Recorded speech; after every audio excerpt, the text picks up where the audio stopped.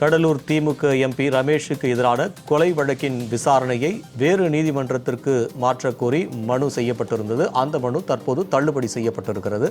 செங்கல்பட்டு நீதிமன்றத்தில் இருந்து வேறு நீதிமன்றத்திற்கு மாற்றக் கோரிய மனுவை சென்னை உயர்நீதிமன்றம் தள்ளுபடி செய்திருக்கிறது. இது குறித்தான கூடுதல் விவரங்களுடன் செய்தியாளர் மகேஸ்வரி நம்மோடு இணைகிறார். மகேஸ்வரி, இது குறித்தான விவரங்களை விரிவாக பதிவு. கடலூர் திமுக மக்களவை உறுப்பினர் TRVS ரமேஷுக்கு சொந்தமான முந்திரி ஏற்றுமதி நிறுவனத்தில் பணியாற்றி வந்த பண்ருட்டியை அடுத்த மேல்மாட்டை சேர்ந்த தொழிலாளி கோவிந்தராஜ் என்பவர் கடந்த 2021ஆம் ஆண்டு செப்டம்பர் மாதம் கொலை செய்யப்பட்டார். இந்த கொலை சம்பவம் தொடர்பாக MP ரமேஷ் உள்ளிட்ட 6 பேருக்கு எதிராக CBCID போலீசார் வழக்கு பதிவு செய்த வழக்கினுடைய விசாரணை என்பது கடலூர் மாவட்ட நீதிமன்றத்தில் நடைபெற்று வந்தது.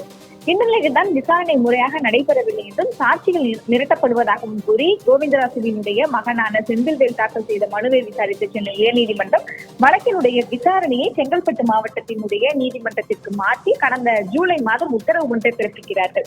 இந்த நிலையில் தான் இந்த வழக்கு விசாரணையை அரசு வழக்கறிஞர் முறையாக நடத்தவில்லை என கூறி விசாரணையை செங்கல்பட்டு நீதிமன்றத்தில் இருந்து வேறு நீதிமன்றத்திற்கு மாற்ற வேண்டும் என்ற ஒரு கோரிக்கையை முன்னிறுத்தி மீண்டும் கோவிந்தராசுவினுடைய மகன் செந்தில்வேல் சென்னை உயர்நீதிமன்றத்தில் மனு ஒன்றை தாக்கல் செய்கிறார். அவர் தாக்கல் செய்திருந்த அந்த மனுவில் கூறுவது என்னவென்றால், இந்த வழக்கில் சாட்சிகள் விசாரணைக்காக தனக்கு மட்டுமே சம்மன் அனுப்பப்பட்டுள்ளதாகவும் வேறு யாருக்குமே சம்மன் அனுப்பப்படவில்லை என்பதால் அர்த்தரப்பு மீது சந்தேகத்தை ஏற்படுத்தியுள்ளதாக தெரிவித்தார். செங்கல்பட்டு நீதிமன்றத்தில் வழக்கு விசாரணை தொடர்ந்து நடைபெற்றால் தனக்கு நியாயம் கிடைக்காது என்றும் குறிப்பிட்டுள்ளார். இந்த மனுவை விசாரித்த நீதியரசர் ஜெயச்சந்திரன் அவர்கள் விசாரணையை வேறு நீதிமன்றத்திற்கு மாற்ற மறுத்த மனுவை தள்ளுபடி செய்து உத்தரவிட்டார்கள். இருப்பினும் அரசு வழக்கறிஞரை மாற்றுவது தொடர்பாக CBCID முறையிடலாம் எனவும் தற்போது மனுதாரருக்கு அறிவுறுத்தல் ஒன்றையும் வழங்கியுள்ளார்கள். தகவலுக்கு நன்றி மகேஸ்வர்.